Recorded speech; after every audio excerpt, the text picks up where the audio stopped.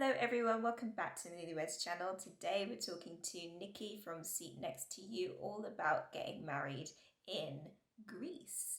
We talk about primarily the Greek islands, which are such a hotspot for destination weddings, and I know that you'll love this conversation. But before we dive in, why don't you click that subscribe button for more destination wedding planning content? And without further ado, let's get into it. So I'm joined today by the lovely, gentle Niki from Seat Next to You. Thank you so much for coming onto my channel.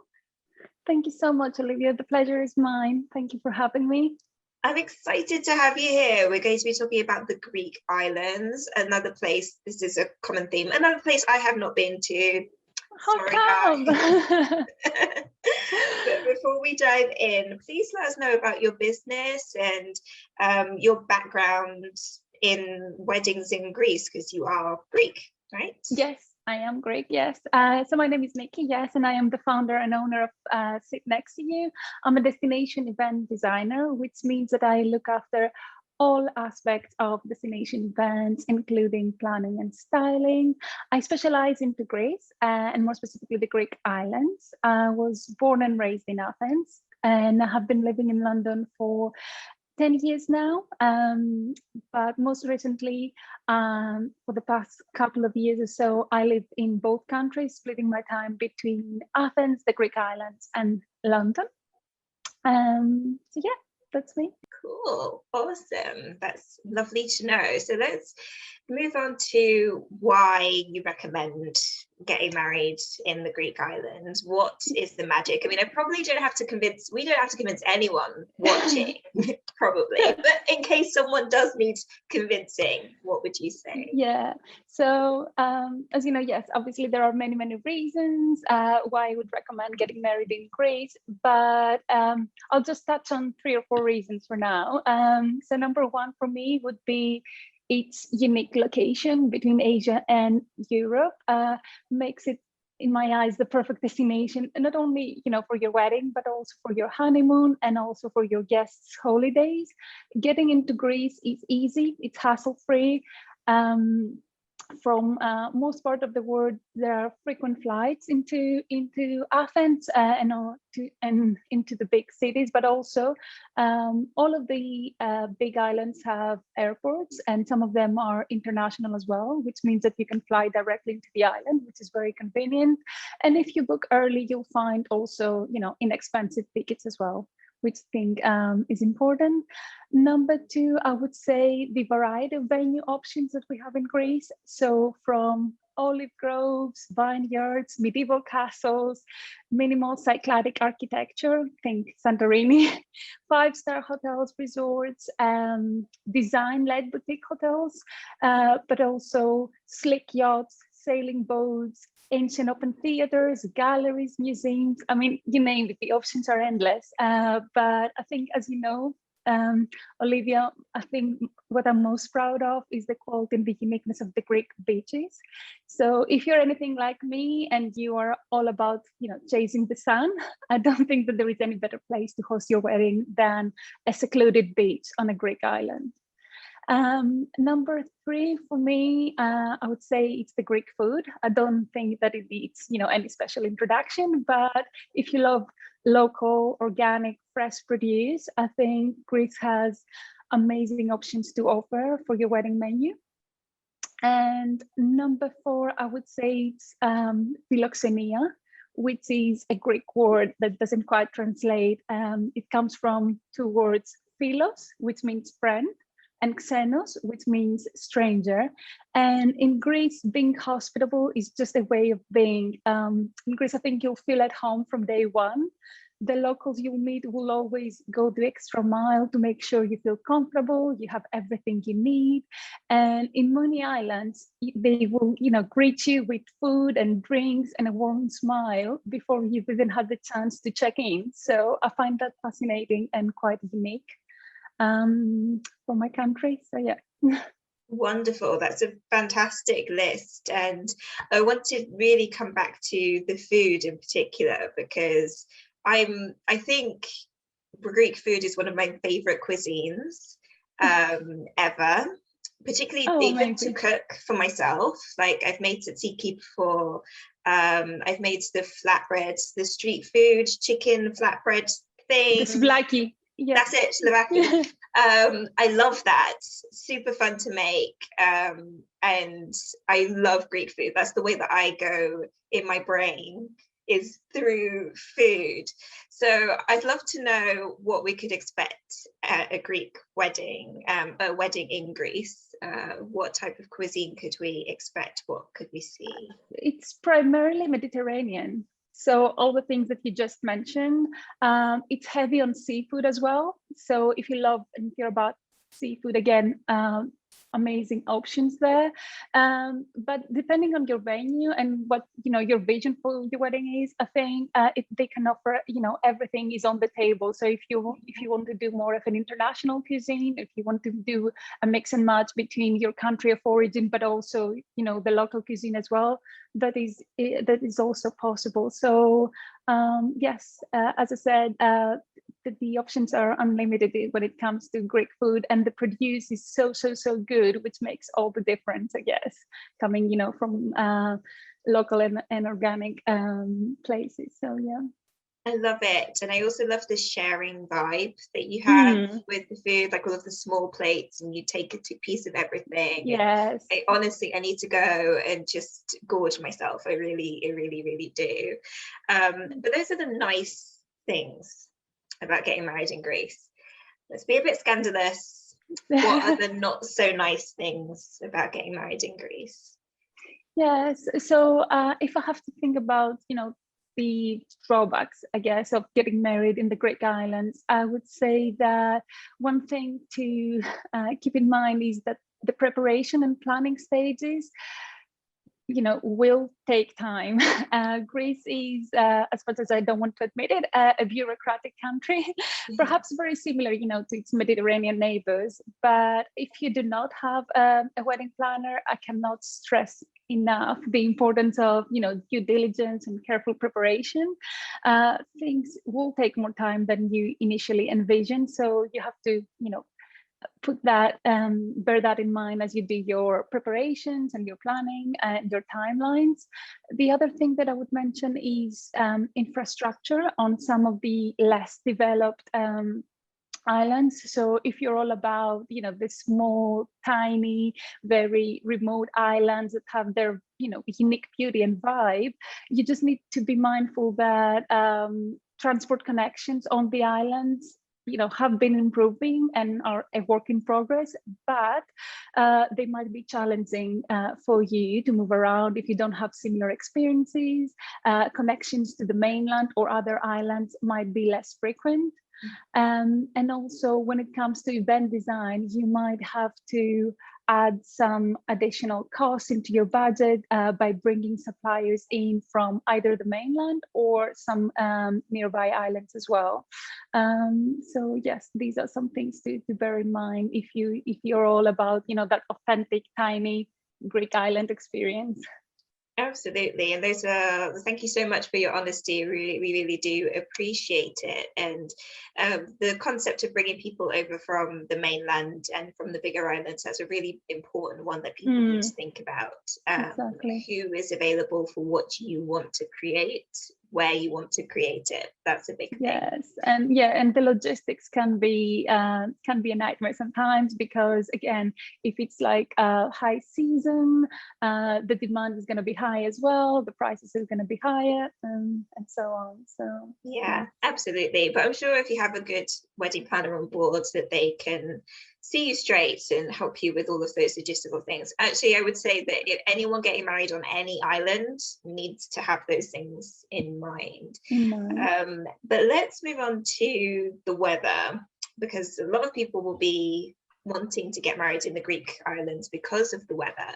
We've all got this perfect image of no clouds in the sky, perfectly blue, these, the white architecture and the gorgeous blazing sun. But I imagine it gets quite hot No? It does. It does. 36 to 40 degrees Celsius. So it can get really hot in deep summer. I do believe that the best time of the year to get married is, end of May, beginning of June to the first 2 weeks of October, perhaps. The tourist season starts earlier, starts from April in Greece. But I would recommend to have a wedding towards end of May, beginning of June onwards, because the weather gets warmer, it's sunny. And as you just said, in the south of Greece, in places like Crete, it does get really hot during the summer. And if that's something that you're not used to, I mean, these temperatures, it's something to bear in mind. But I guess, every season has its pros and cons. But otherwise, I would probably go for that period, end of May to October, to get the sunshine and the weather that we'd be hoping for. Nice. So October is still quite warm, still yes, good. The first 2 weeks, yes, until I would say the 10th, 12th of October, I would say that it's still nice, and you can still swim in the sea, so it's still beautiful. And it's not considered high season as well, which means that it comes with all its benefits, with the prices and everything. So amazing.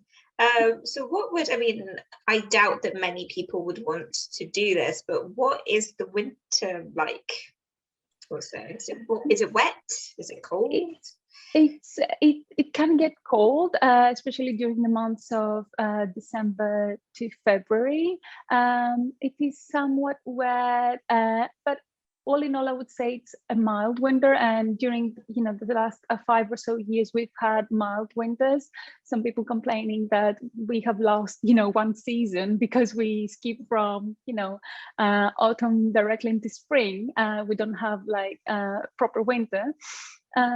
So it's still doable if you want to have a wedding during winter time, but it depends on what your vision is for the day, what the climate and the scenery you've been dreaming about, and whether that can be supported in winter time. Wonderful. Okay, cool. So let's throw out a little scenario then. Following on from what you've just spoken about, I'm going to ask a question that no one likes answering, I'm afraid.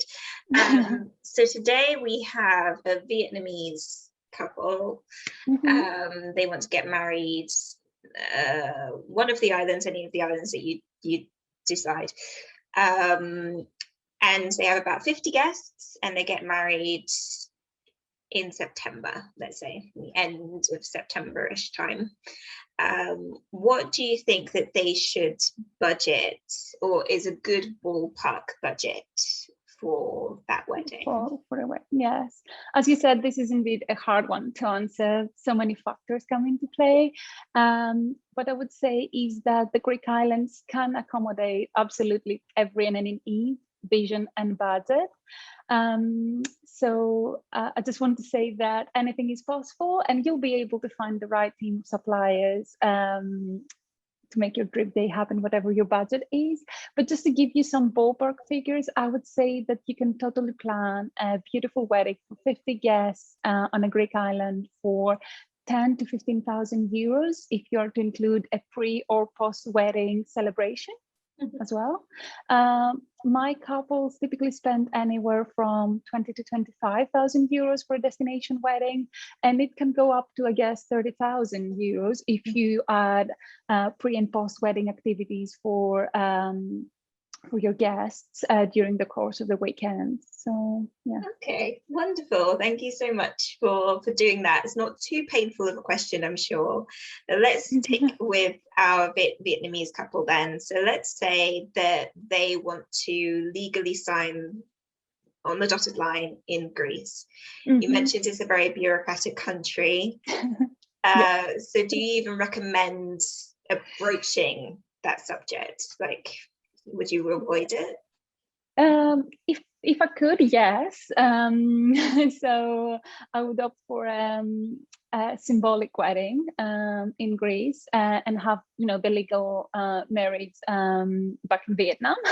That would be my advice. But absolutely, I mean, if you want to get legally married in Greece, this this can happen. It's possible for all EU citizens and for most countries of the world, as long as this marriage is, recognized as an official one in their home country. Mhm. But my advice to all couples is to kick off the process by contacting the consulate of their country of citizenship in Athens, and they can give them, further and more specific information about their legal marriage in Greece. I think that would be my advice to kick off the process, and from there they can, assess and decide whether it's worth going through that process or whether it's worth doing the legal marriage in their home country and then a symbolic ceremony in Greece. Yeah, absolutely. And not it's not something that we haven't heard a few times before, because everyone's sure. like, do the legal bits at home and then you have a bit more flexibility. The fun bits, yeah. Yeah, it's always much easier. But that's great advice. Contacting a consulate is really good advice. I actually advise that to everyone. Wherever you want to get married, contact a consulate. They will give you the most updated information and all the paperwork you need, and they will guide you step by step, which makes it easier, I guess. Yes, wonderful. So let's end this conversation with some venues, because I love talking about venues. We love spotlighting venues. So I'd love to know a few of your favorite venues in the Greek islands, and please mention where they are. Exactly, we're on the map. Yes. So I wanted to ask you a question, actually. Do you know approximately how many Greek islands there are? It's a quiz question. I just wanted to ask because I'm always fascinated by that, and not many people know. But in fact, we have 6,000 Greek islands. Oh my God! And that's say like 20. Honestly, I really. No, I mean, it's 600 out of those. I guess around 220 are inhabited, but still the amount just amazes me every time. And I have made it my life's mission to visit as many as possible from those 200. But as I mentioned before, there is a big variety when it comes to venue options, and some of them you'd instantly recognize from photos on Instagram and Pinterest. Others are less known, which I absolutely love discovering. Most recently, we've had a wave of design-led boutique hotels opening up in both mainland Greece and the islands, which is a great addition to Greece's growing collection of event spaces. So I'll start with the first one, which is Veneziano's Winery in Santorini. You might recognize this one. It's been featured in many blogs. So this winery is basically the first industrial winery on the island and the oldest vineyard on the island. It was built in 1947 by the Veneziano's family. And what's unique about it and what I love about it is the way that it has been constructed from top to bottom. Facilitating energy efficiency, using gravity, and all of this at a time when access to electricity and other energy resources were very limited. What you instantly recognize about this place is its amazing outdoor space, which has panoramic views of the caldera, the Santorini caldera, the volcano and other small islands, which makes it ideal for elopements, for micro weddings, small weddings, whatever you would like. So that's a beautiful one on the island of Santorini. Next, on the island of Ios, we have the Ios Club, which is a historical sunset bar. It's set on a row of granite rocks and offers stunning views of the Aegean Sea. It has a very minimal architecture. It's a contemporary space, and I think it's ideal for couples who are style focused and want sunset views as as their backdrop for their wedding.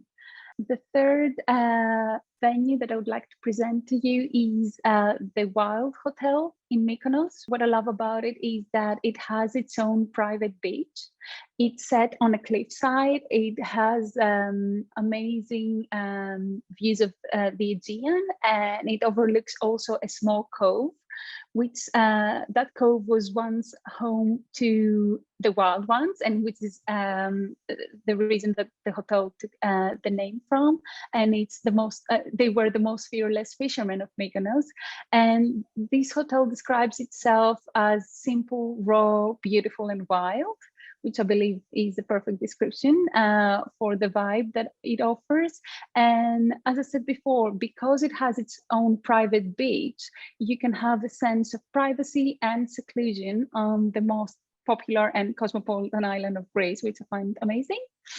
And the fourth one, what you can see here is the Rooster in Antiparos. So Antiparos is a smaller island opposite of Paros. So it's a 10-minute ferry ride from Paros. And it's part of that wave of design-led boutique hotels that I mentioned earlier. So it's a new one, a new addition. Its concept was to create a wellness and lifestyle resort to embrace slow living.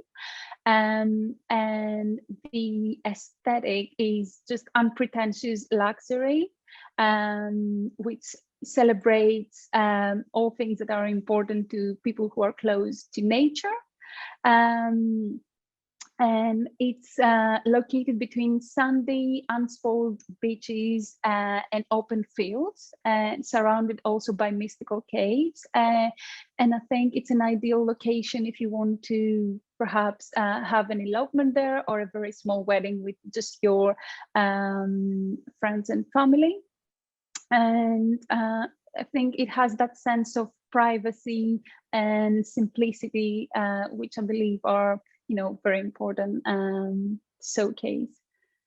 So wonderful. Yes, they look so cool, so beautiful. And out of those, I think I only recognize Mykonos and Santorini because it's probably what a lot of people know as well. So thank you for introducing us to new places, new islands, and that mind-boggling fact of how many islands there are. So we'll leave the links to those venues down in the description box down below, and if anyone wants to hear more venues, then they can get in touch with you. So I want to say such a huge thank you for coming on to this channel. It's been so fun to have you. Where can people get in touch with you if they want to learn more about getting married in Greece?